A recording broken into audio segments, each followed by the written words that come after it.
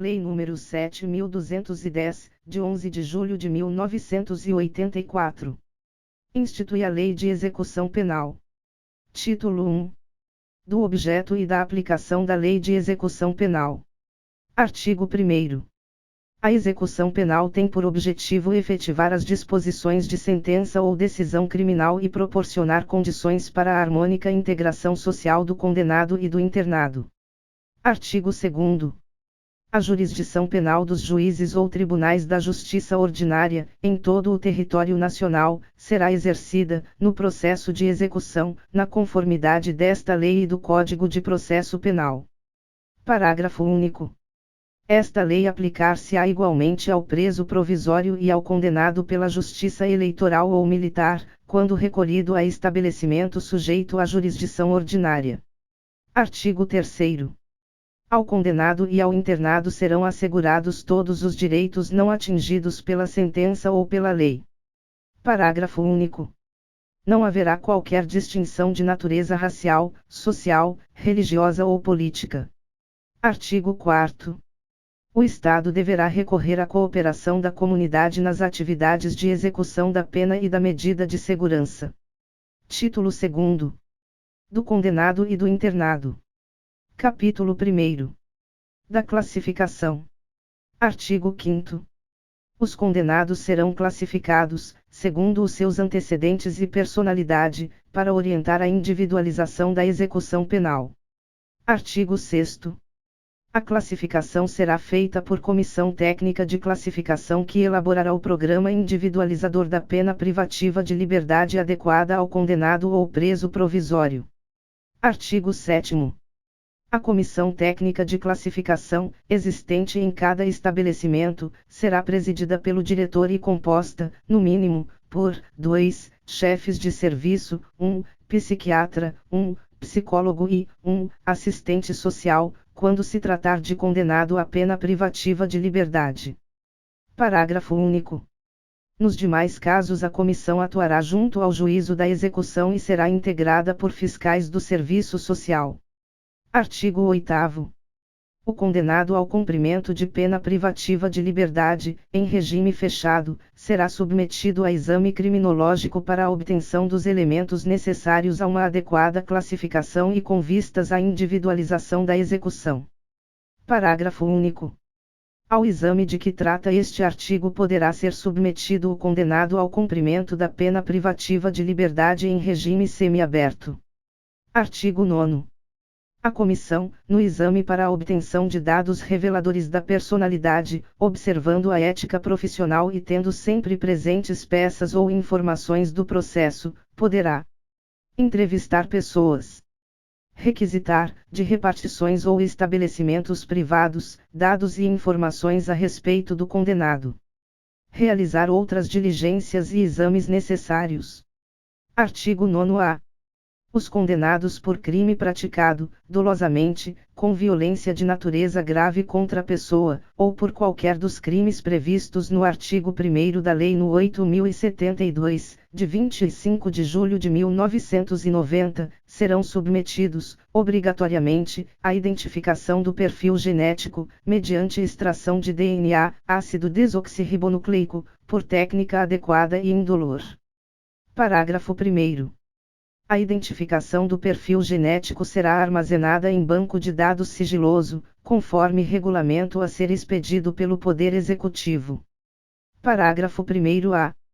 A regulamentação deverá fazer constar garantias mínimas de proteção de dados genéticos, observando as melhores práticas da genética forense. Parágrafo 2º. A autoridade policial, federal ou estadual, poderá requerer ao juiz competente, no caso de inquérito instaurado, o acesso ao banco de dados de identificação de perfil genético. Parágrafo 3º. Deve ser viabilizado ao titular de dados genéticos o acesso aos seus dados constantes nos bancos de perfis genéticos, bem como a todos os documentos da cadeia de custódia que gerou esse dado, de maneira que possa ser contraditado pela defesa. Parágrafo 4º. O condenado pelos crimes previstos no caput deste artigo que não tiver sido submetido à identificação do perfil genético por ocasião do ingresso no estabelecimento prisional deverá ser submetido ao procedimento durante o cumprimento da pena. Parágrafo 5º. Vetado. Parágrafo 6º. Vetado. Parágrafo 7º. Vetado. 8º. Constitui falta grave a recusa do condenado em submeter-se ao procedimento de identificação do perfil genético. Capítulo 2º. Da assistência. Seção 1ª. Disposições gerais. Artigo 10. A assistência ao preso e ao internado é dever do Estado, objetivando prevenir o crime e orientar o retorno à convivência em sociedade. Parágrafo único. A assistência estende-se ao egresso. Artigo 11. A assistência será material, à saúde, jurídica, educacional, social, religiosa. Seção 2ª. Da assistência material. Artigo 12. A assistência material ao preso e ao internado consistirá no fornecimento de alimentação, vestuário e instalações higiênicas. Artigo 13. O estabelecimento disporá de instalações e serviços que atendam aos presos nas suas necessidades pessoais, além de locais destinados à venda de produtos e objetos permitidos e não fornecidos pela administração. Seção 3ª. Da assistência à saúde. Artigo 14. A assistência à saúde do preso e do internado de caráter preventivo e curativo, compreenderá atendimento médico, farmacêutico e odontológico. Parágrafo 1º. Vetado. Parágrafo 2º.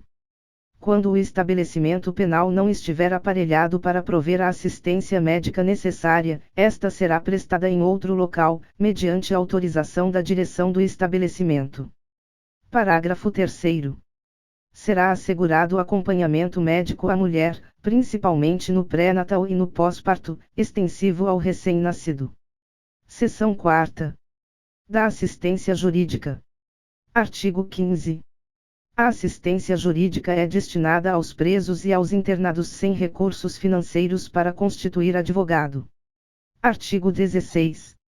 As unidades da Federação deverão ter serviços de assistência jurídica, integral e gratuita, pela Defensoria Pública, dentro e fora dos estabelecimentos penais. Parágrafo 1º. As unidades da Federação deverão prestar auxílio estrutural, pessoal e material à Defensoria Pública, no exercício de suas funções, dentro e fora dos estabelecimentos penais. Parágrafo 2º. Em todos os estabelecimentos penais, haverá local apropriado destinado ao atendimento pelo defensor público. Parágrafo 3º. Fora dos estabelecimentos penais, serão implementados núcleos especializados da Defensoria Pública para a prestação de assistência jurídica integral e gratuita aos réus, sentenciados em liberdade, egressos e seus familiares, sem recursos financeiros para constituir advogado. Seção 5ª. Da assistência educacional. Artigo 17. A assistência educacional compreenderá a instrução escolar e a formação profissional do preso e do internado. Artigo 18. O ensino de primeiro grau será obrigatório, integrando-se no sistema escolar da unidade federativa. Artigo 18-A.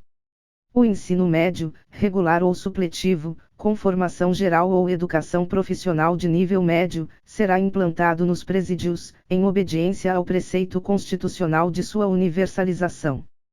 Parágrafo 1º.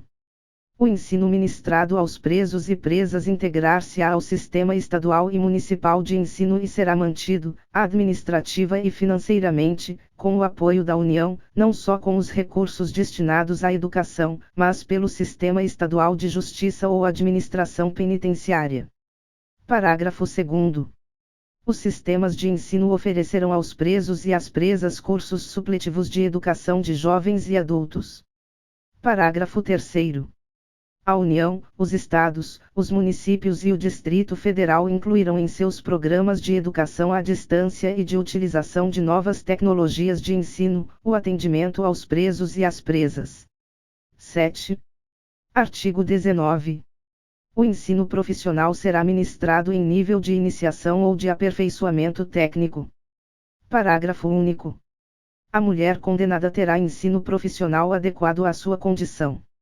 Artigo 20.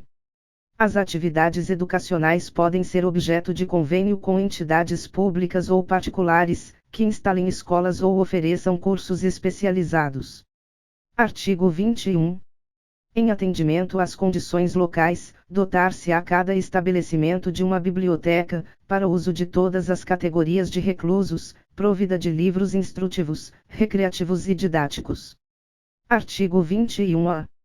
O censo penitenciário deverá apurar o nível de escolaridade dos presos e das presas, a existência de cursos nos níveis fundamental e médio e o número de presos e presas atendidos, a implementação de cursos profissionais em nível de iniciação ou aperfeiçoamento técnico e o número de presos e presas atendidos, a existência de bibliotecas e as condições de seu acervo. Outros dados relevantes para o aprimoramento educacional de presos e presas. Seção 6ª. Da assistência social. Artigo 22. A assistência social tem por finalidade amparar o preso e o internado e prepará-los para o retorno à liberdade. Artigo 23. Incumbe ao Serviço de Assistência Social conhecer os resultados dos diagnósticos ou exames, relatar, por escrito, ao diretor do estabelecimento, os problemas e as dificuldades enfrentadas pelo assistido. Acompanhar o resultado das permissões de saídas e das saídas temporárias. Promover, no estabelecimento, pelos meios disponíveis, a recreação. Promover a orientação do assistido, na fase final do cumprimento da pena, e do liberando, de modo a facilitar o seu retorno à liberdade. Providenciar a obtenção de documentos, dos benefícios da Previdência Social e do seguro por acidente no trabalho. Orientar e amparar, quando necessário, a família do preso, do internado e da vítima. Seção 7ª. Da assistência religiosa. Artigo 24. A assistência religiosa, com liberdade de culto, será prestada aos presos e aos internados, permitindo-se-lhes a participação nos serviços organizados no estabelecimento penal, bem como a posse de livros de instrução religiosa. Parágrafo 1º. No estabelecimento haverá local apropriado para os cultos religiosos. Parágrafo 2º. Nenhum preso ou internado poderá ser obrigado a participar de atividade religiosa. Seção 8ª. Da assistência ao egresso. Artigo 25. A assistência ao egresso consiste na orientação e apoio para reintegrá-lo à vida em liberdade. Na concessão, se necessário, de alojamento e alimentação, em estabelecimento adequado, pelo prazo de 2 meses. Parágrafo único. O prazo estabelecido no inciso 2º poderá ser prorrogado uma única vez, comprovado, por declaração do assistente social, o empenho na obtenção de emprego. Artigo 26. Considera-se egresso para os efeitos desta lei o liberado definitivo, pelo prazo de 1 ano a contar da saída do estabelecimento. O liberado condicional, durante o período de prova. Artigo 27. O Serviço de Assistência Social colaborará com o egresso para a obtenção de trabalho.